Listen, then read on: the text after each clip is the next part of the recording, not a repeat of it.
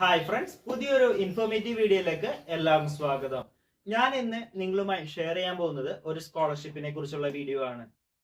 വീഡിയോയുടെ വിശദാംശങ്ങളിലേക്ക് കടക്കും മുമ്പ് ഇതുപോലുള്ള ഇൻഫോർമേറ്റീവ് ആയ വീഡിയോസ് തുടർന്ന് നിങ്ങൾക്ക് ലഭിക്കുന്നതിനായിട്ട് ചാനൽ ഇതുവരെ സബ്സ്ക്രൈബ് ചെയ്യാത്തവരുണ്ടെങ്കിൽ ഒന്ന് സബ്സ്ക്രൈബ് ചെയ്യാം.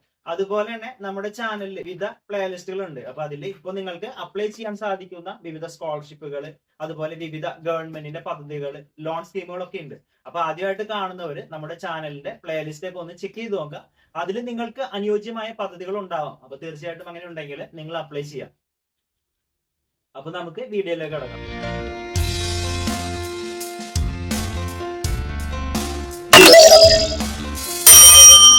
അപ്പൊ ഈ സ്കോളർഷിപ്പിന്റെ പേര് കൊഡാക് കന്യ സ്കോളർഷിപ്പ് എന്നാണ്. ഈ സ്കോളർഷിപ്പ് പ്രകാരം 1.5 ലക്ഷം രൂപ വരെയാണ് പരമാവധി ഒരു വർഷത്തിൽ ലഭിക്കുക. ഇനി ഇതിൽക്ക് ആർക്കെല്ലാം അപ്ലൈ ചെയ്യാൻ നോക്കാം.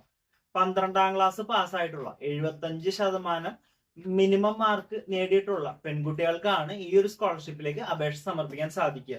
ഈ പെൺകുട്ടികളുടെ കുടുംബത്തിന്റെ വാർഷിക വരുമാനം 6 ലക്ഷത്തിൽ താഴെയായിരിക്കണം. ഇനി 2025-26 അധ്യയന വർഷത്തിൽ ഈ പെൺകുട്ടി ഏതെങ്കിലും ഒരു പ്രൊഫഷണൽ കോഴ്സിന് റെപ്യൂട്ടഡ് ആയിട്ടുള്ള കോളേജിൽ അഡ്മിഷൻ നേടിയിട്ടുണ്ടാവണം. പ്രൊഫഷണൽ കോഴ്സ് എന്ന് പറയുമ്പോൾ ഇപ്പൊ 5 വർഷത്തെ LLBയോ അല്ലെങ്കിൽ മെഡിസിൻ അല്ലെന്നുണ്ടെങ്കിൽ BTech അങ്ങനെയുള്ള കോഴ്സുകളാണ് ഉദ്ദേശിക്കുന്നത്. അപേക്ഷ സമർപ്പിക്കാൻ ആഗ്രഹിക്കുന്നവർ ഓൺലൈനായിട്ടാണ് അപേക്ഷ സമർപ്പിക്കേണ്ടത്.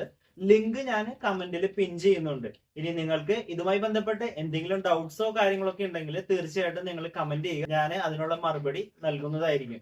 അപേക്ഷ സമർപ്പിക്കാനുള്ള അവസാന തീയതി സെപ്റ്റംബർ 30 ആണ്.